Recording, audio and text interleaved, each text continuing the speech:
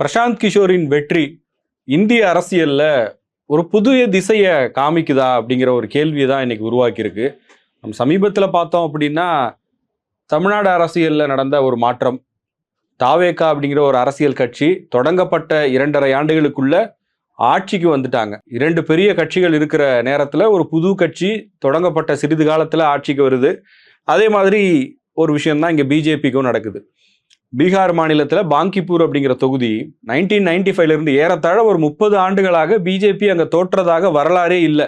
இன்னைக்கு பிஜேபியோட தேசிய தலைவராக இருக்கக்கூடிய நிதின் நபீன் அவருடைய அப்பா காலத்திலிருந்து, அவருடைய அப்பா முதல்ல அங்கே தொடர்ந்து எம்எல்ஏவா இருக்காரு. அவர் காலமான பிறகு 2006 தான் இவர் அரசியலுக்கு வராரு. இவர் அரசியலுக்கு வந்ததுல இருந்தும் தொடர்ந்து இவர் தான் அங்கே எம்எல்ஏவா இருக்காரு. அப்போ 30 வருஷமா அவங்க கையில் இருந்த ஒரு தொகுதி இன்னைக்கு முதல் முறையா அந்த தொகுதியில வந்து போட்டியிடக்கூடிய ஒருத்தர்.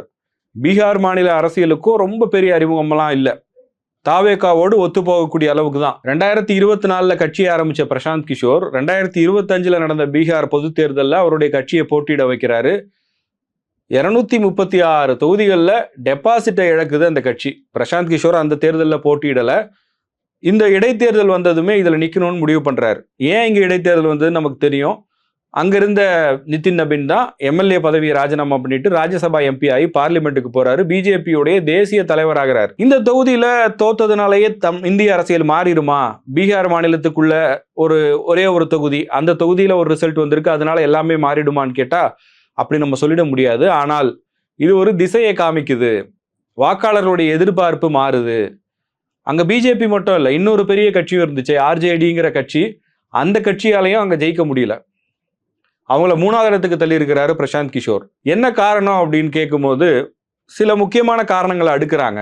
ஒன்று வந்து வழக்கமாக தேர்தல்களில் இருக்கக்கூடிய கால்குலேஷன்ஸ் தான்.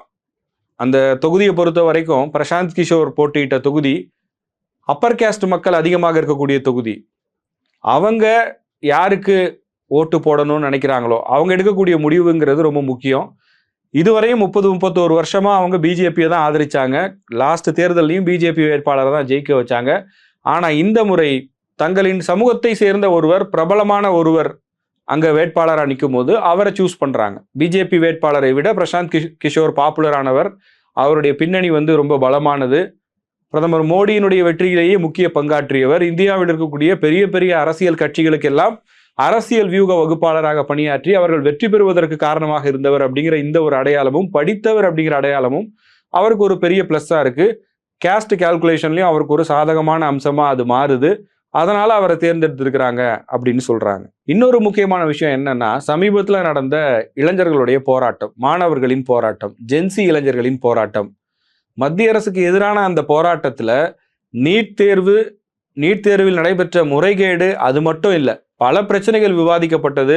அரசியல் ரீதியா மாணவர்கள் நிறைய கேள்விகளை கேட்க ஆரம்பிச்சாங்க. அதனுடைய வெளிப்பாடு பீகார் மாநிலத்திலும் அந்த இடைத்தேர்தலிலும் அது எதிரொலித்திருக்கிறது. இளைஞர்களின் எதிர்பார்ப்பு மாறி இருக்கிறது. மற்ற அரசியல்வாதிகள்லாம் வேற ஏதோ பேசிட்டு இருக்கும்போது பிரசாந்த் கிஷோர் வளர்ச்சி அரசியலை பேசினாரு, வேலை வாய்ப்புகள் குறித்து பேசினாரு, கல்வி குறித்து பேசினாரு, முன்னேற்றம் குறித்து பேசினாரு.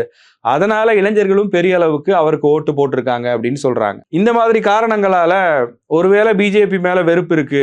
என்ன காரணத்தினால அப்படின்னா, இந்த தேர்தலை அவங்க பொது தேர்தலை சந்திச்சது நிதிஷ்குமாரை முன்னிறுத்தி. தேர்தலில் வெற்றி பெற்று ஆட்சி அமைத்த உடனேயே நிதிஷ்குமாரை மாற்றிவிட்டு வேறு ஒருவரை பிஜேபி அங்க முதலமைச்சராக கொண்டு வந்து நியமிச்சது. அதனால ஏற்பட்ட கோபத்தினால் கூட பிஜேபி வேணாங்கிற முடிவுக்கு வாக்காளர்கள் வந்திருக்கலான்னு சொல்றாங்க.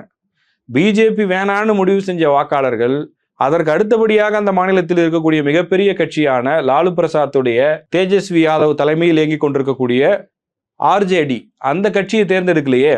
எந்த ஒரு அரசியல் அனுபவமும், அரசியல் வியூக வகுப்பாளராக இருந்தாலும் பெரிய அரசியல் அனுபவம், நேரடி கல அனுபவம் இல்லாத ஒருத்தர் பிரசாந்த் கிஷோரை அந்த தொகுதி மக்கள் ஜெயிக்க வச்சிருக்காங்க. இது வெறும் பிஜேபிக்கு எதிரான அந்த தொகுதியில் கொடுத்த தீர்ப்பு மட்டும் கிடையாது. நிதிஷ்குமார் மாற்றப்பட்டதன் பிறகு பிஜேபி பீகாருக்குள்ள என்ன அரசியல் பண்றாங்களோ அதற்கு எதிராக ஓட்டு போட்டுட்டாங்கன்னு அங்க இருக்கிறவங்க சொல்றாங்க. ஆனா அது மட்டும் காரணமா, இல்ல நம்ம இந்த ரிசல்ட்டை வந்து தமிழ்நாடு அரசியலோடு பொருத்தி பார்க்கணுமா? தமிழ்நாடு தேர்தல் காலத்துல திமுக வேணான்னு முடிவு பண்ணி மக்கள் அதிமுக கிட்ட போலையே. திமுக மேல ஒருவேளை வெறுப்பு இருந்து திமுக வரக்கூடாதுன்னு முடிவு பண்ணி ஓட்டு போட்டிருந்தாங்கன்னா வழக்கமா அதிமுகவுக்கு தானே போடுவாங்க. அதிமுக வேணான்னு சொன்னா திமுகவுக்கு தானே போடுவாங்க. அப்படி இல்லாம 2.5 ஆண்டுகள் தான் ஆன கட்சி, பெரிய அரசியல் அனுபவம் இல்லை, அவர் ஒரு நடிகர்னு சொல்லக்கூடிய ஒரு கட்சிக்கு ஓட்டு போட்டாங்கன்னா இங்கேயும் ஒரு காரணம் இருக்கு, அங்கேயும் ஒரு காரணம் இருக்கு. கூட்டி கழிச்சு பார்த்தா இந்தியாவினுடைய அரசியல் தன்மையே மாறிக்கிட்டு இருக்கு அப்படிங்கிறத இந்த தேர்தல் முடிவுகள் எல்லாம் உணர்த்துதோ அப்படிங்கிற கேள்விதான் வருது.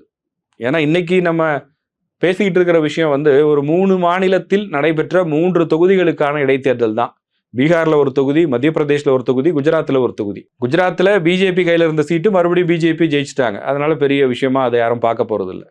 மத்திய பிரதேஷ்ல காங்கிரஸ் கையில இருந்த தொகுதி மறுபடியும் காங்கிரஸே ஜெயிச்சிட்டாங்க, அங்கேயும் பெரிய விஷயத்த யாரும் பேசல. ஆனா அங்கேயும் கவனிச்சோம்னா அங்கேயும் இன்னொரு கட்சி காங்கிரஸ் பிஜேபியை தாண்டி ஒரு பெரிய சக்தியாக 14,000 ஓட்டு வாங்கியிருக்காங்க. சந்திரசேகர் ஆசாத் அப்படிங்கிறவரோட ஆசாத் சமாஜ் பார்ட்டி கன்ஷிராம், அவங்களோட கட்சி அங்கே 14,000 ஓட்டு வாங்கியிருக்கிறதும் எல்லாரையும் யோசிக்க வைக்குது. ஏன்னா அங்கே 2 கட்சிகள் இருதுருவ அரசியல், நம்ம தமிழ்நாடு மாதிரியே ஒரு இருதுருவ அரசியல் இருக்கக்கூடிய எல்லா இடங்களிலும் ஒரு மாற்று சக்தியை, ஒரு புதிய சக்தியை மக்கள் எதிர்பார்க்கிறார்கள் அப்படிங்கிறது தான் இதில் நம்ம புரிஞ்சிக்க வேண்டிய விஷயமா இருக்கு. இந்த ஒரு தேர்தலில், இந்த ஒரு இடைத்தேர்தலில் வந்திருக்கிற முடிவை வச்சு எல்லாமே தலைகீழாக மாறினோங்கிறத யாரும் சொல்ல போகிறது இல்லை, நம்மளும் சொல்லலை. ஆனால் அடுத்த வருஷம் பிப்ரவரி மாதம் 2027 பஞ்சாப் மாநில தேர்தல் நடக்க போகுது. அதே 2027 கடைசியில் குஜராத் மாநில சட்டமன்ற தேர்தல் நடக்க போகுது. வரப்போகிற அடுத்தடுத்த தேர்தல்களிலும் இதே மாதிரியான பேட்டர்ன் பிரதிபலிச்சது அப்படின்னா 2029 நாடாளுமன்ற தேர்தலிலும் மிகப்பெரிய மாற்றம் இருக்கலாம் அப்படிங்கிற இடத்துக்கு தான் அரசியல் ஆய்வாளர்கள் வராங்க. தமிழ்நாட்டிலையும் கூட வெகு சீக்கிரமாக சில தொகுதிகளுக்கான இடைத்தேர்தல் வரப்போகுது. அந்த இடைத்தேர்தலிலும் மக்களுடைய முடிவு என்னவாக இருக்க போகுது அப்படிங்கிற ஒரு கேள்வியும் சேர்ந்தே தான் எழுகிறது.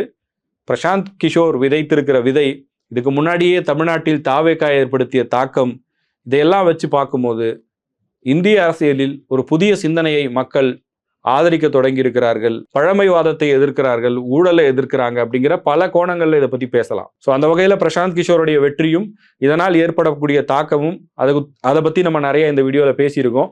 உங்களுடைய கருத்து என்ன அப்படிங்கிறத மறக்காம கமெண்ட் செக்ஷன்ல பதிவு பண்ணுங்க.